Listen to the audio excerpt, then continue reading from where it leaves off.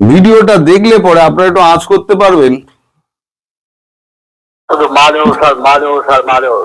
এইমাত্র ব্রিগেড বাড়ির গ্রাউন্ডে এসে পৌঁছলেন বঙ্গবন্ধু শেখ মুজিবুর রহমান এবং আমাদের প্রধানমন্ত্রী শ্রীমতী ইন্দিরা গান্ধী। স্বাধীনতা পেয়েছি বড় রক্তের বিনিময়ে পেয়েছি। এত রক্ত কোন জাত কোন দেশে কোন দিন দেয় নাই যা আমার বাংলাদেশের মানুষ দিয়েছে। আমার লোকেরা জাতি ধর্ম নির্বিশেষে বৃদ্ধ থেকে বালক পর্যন্ত সকলেই সংগ্রাম করেছে। সে সংগ্রাম কামিয়াব হতে পারতাম না যে ভারতের জনসাধারণ, ভারতের সরকার এগিয়ে না আসতো। আমার দেবার মতো কিছুই নাই, শুধু আমি এইটুকু দিতে পারি।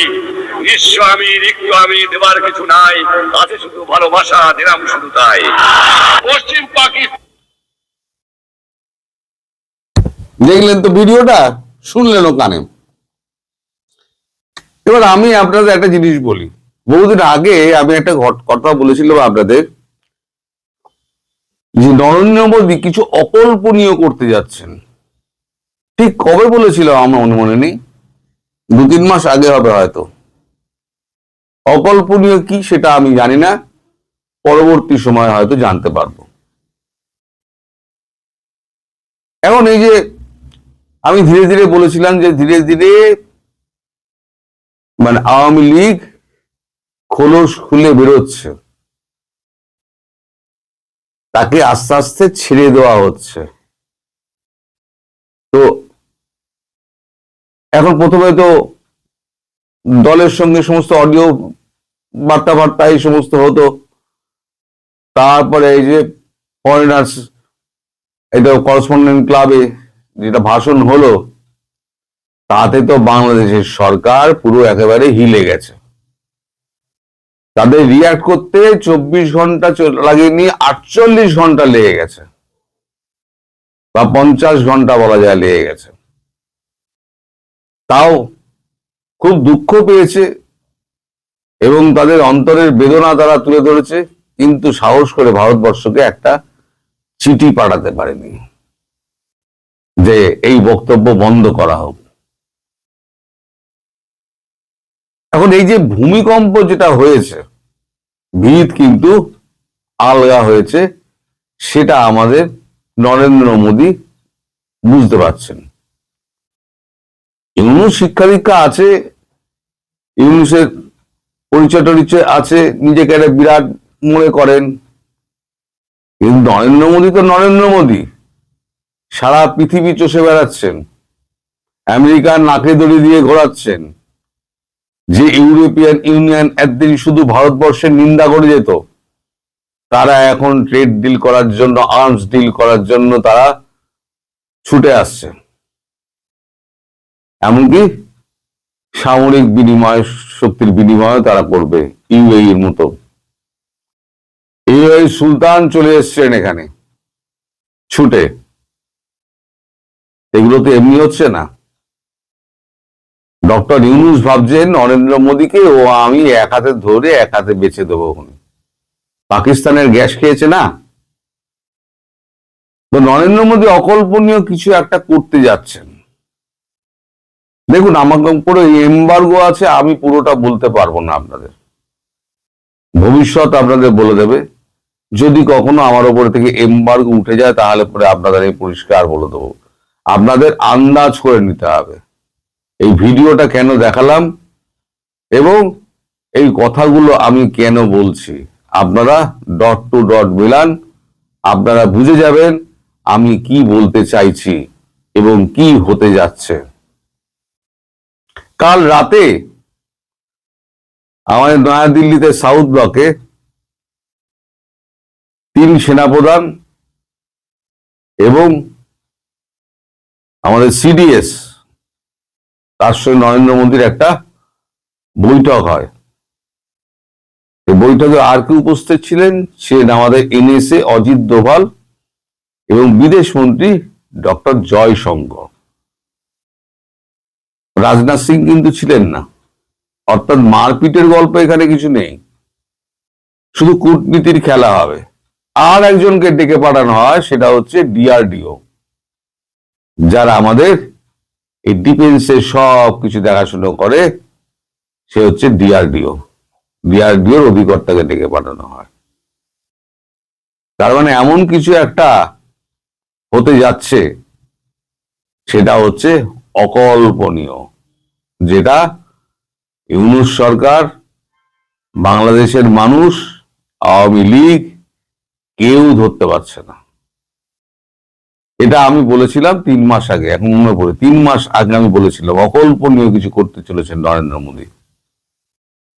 সে অকল্পনীয় করার সময়টা হচ্ছে এখন, চলে এসেছেন। তবে নিশ্চিত থাকুন যে 12ই ফেব্রুয়ারি, এই যে নির্বাচনের দিন ঘোষণা করেছেন না, 12ই ফেব্রুয়ারির আগে কিছু হবে না। এমনকি ভারত মায়ানমারকে অনুরোধ করেছে, রাখবে কিনা বোঝা যাচ্ছে না, যে 12ই ফেব্রুয়ারির আগে কিছু করো না, এরা দেখি নির্বাচনটা করুক, নির্বাচনটা করে এরা সফল হতে পারে কিনা দেখি। ওরা জানে নির্বাচন আর সফল হতে পারবে না, তার জন্যই এটা চাইছে অত্যাচার নিপীড়নের মাত্রাটা এমন পর্যায়ে পৌঁছে দাও যে ভারতবর্ষ সহ্য করতে না পেরে যেন অ্যাটাক করে বসে। তাহলে বলবে ভারতবর্ষ আমাদের অ্যাটাক করেছে, আমরা নির্বাচন করবো কি করে? আমাদের নিরীহ দেশ, আমাদের এই তো মাত্র 20 কোটি 140 কোটি মানুষের দেশ যদি আমাদের উপরে আক্রমণ করে, তাহলে আমরা টিকবো কি করে? আমরা তো মারা যাচ্ছি, হায় হায় হায় হায় করে সর্বত্র দৌড়ে বেড়াবে, লোকের মন পাবে না, এর দরে ওর দরে ঘুরে বেড়াবে। সে ব্যবস্থা ভারত করে রেখে দিয়েছে, যাতে কোথাও গিয়ে সফল না হতে পারেন। তো এই যে ভারতবর্ষ অ্যালাউ করছে নির্বাচনটা হোক, আর নির্বাচনটা হবে না তারা জানে বলে আওয়ামী লীগের ঘাড়ে আগে ভাগের দোষটা চাপিয়ে দিচ্ছে, যে যদি কিছু হয় তাহলে আওয়ামী লীগ করবে। তার মানে নিজেরা গন্ডগোলটা পাকাবে, পাকিয়ে আওয়ামী লীগের ঘাড়ে দেবে। ওই জন্য ভারতবর্ষ 12 তারিখের আগে কিছু করবে না, যা করবে 12 তারিখের পর করবে। আমি শুধু আপনাদের আউটলাইনটা বলে দিলাম, অকল্পনীয় কি হতে যাচ্ছে, তার সঙ্গে ওই ভিডিওর কি সম্পর্ক রয়েছে। আপনারা 2 4 মেলান, আপনারাও বুদ্ধিমান মানুষ, আপনারা নিশ্চিতভাবে ধরে নিতে পারবেন। পাকিস্তানের গ্যাস খেয়ে বাংলাদেশ ক্রিকেটটার তো 12টা বাজিয়ে দিল। পাকিস্তান এরকমই, আমি ওই জন্য বলেছিলাম পাকিস্তান ঠিক খেলতে আসবে, আপনারা নিশ্চিন্তে থাকুন। পাকিস্তান কি করলো, একেবারে লেঙ্গি মেরে ফেলে দিল। আপনি ছবিটা ভাবুন, খেলা হচ্ছে, এই ক্রিজে পাকিস্তানের ব্যাটসম্যান, ওই ক্রিজে হচ্ছে বাংলাদেশের ব্যাটসম্যান, পেছনে উইকেট কিপার আইপিএল বা বিসিসিআই, ধরুন আম্পায়ার হচ্ছে বিসিসিআই, আর উইকেট কিপার হচ্ছে আইপিএল, এই আইসিসি।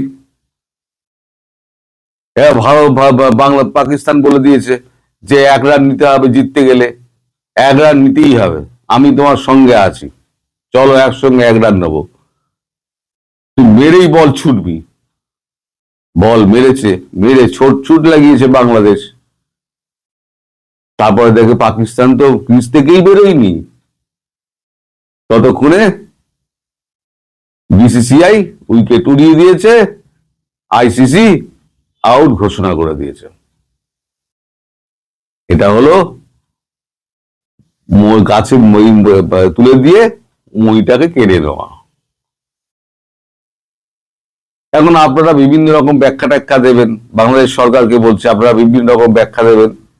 আপনারা টোটাল যে গান্ডু বনে গেছেন পাকিস্তানের কাছে, আপনাদের গান্ডু বানিয়ে দিয়েছে, সেটা নিজেরা এবার স্বীকার করুন।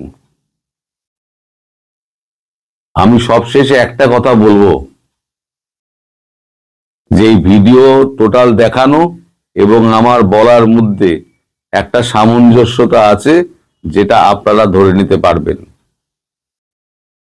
আমি একটা কথা যেটা বলবো সেটা হচ্ছে, অনুপস্থিত শেখ হাসিনা উপস্থিত শেখ হাসিনার থেকেও কিন্তু ভয়ঙ্কর।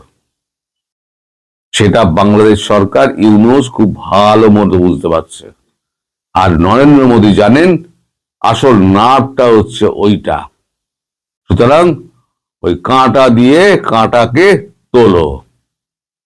একটা বুলেটও খরচা হবে না, কিচ্ছু খরচা হবে না। যে অকল্পনীয় যে পরিকল্পনা হচ্ছে, সেই অকল্পনীয় পরিকল্পনা যেদিনকে বাস্তবায়িত হবে সেদিনকে দেখবেন এইসব ঝেঁটিয়ে লোকজন রাস্তায় বেরিয়ে পড়বে এবং এদেরকে ঝেঁটিয়ে বঙ্গোপসাগরে, কাল যেটা বলেছিলাম, বঙ্গোপসাগরে সব ফেলে দেবে। এখন শুধু সময়ের অপেক্ষা, কোন দিন কোন সময় সেটা হয়। 12 তারিখের আগে নিশ্চিতভাবে হবে না। তবে এক অডিও বার্তায় যদি এদের ভূমিকম্প হয়ে যায়, তাহলে পরে যে গল্প আমি বলতে চাচ্ছিলাম সেই গল্প যদি আমি বলি, যদি এমবার্গো না থাকতো তাহলে আমি যদি বলতাম, তাহলে পরে আমার এই ভিডিওর পরই সরকার পতন হয়ে যেত। আমি বলছি দায়িত্ব নিয়ে, আমি এই ভিডিও করার পর যদি বলতাম আমি ওই কথাটা, তাহলে পরে এই সরকার কালকে পতন হয়ে যেত। কিন্তু এমবার্গোটার জন্য আমি বলতে পারছি না। আপনারা বুদ্ধিমান মানুষ, আপনারা নিশ্চয়ই ধরে ফেলেছেন। আপনারা না ধরতে পারলেন 2-4 জনের সঙ্গে কথা বলবেন। এই ভিডিওটা প্রথম দেখানো আর আমার এই বক্তব্য আর অকল্পনীয় কিছু করা এবং কাঁটা দিয়ে কাঁটা তোলার যে যোগটা আছে, সেই যোগটা কি হতে পারে আপনারা সবাই ভাবুন, ভেবে মন্তব্য করে আমায় জানাবেন। সবাই ভালো থাকবেন, সুস্থ থাকবেন, সাবধান।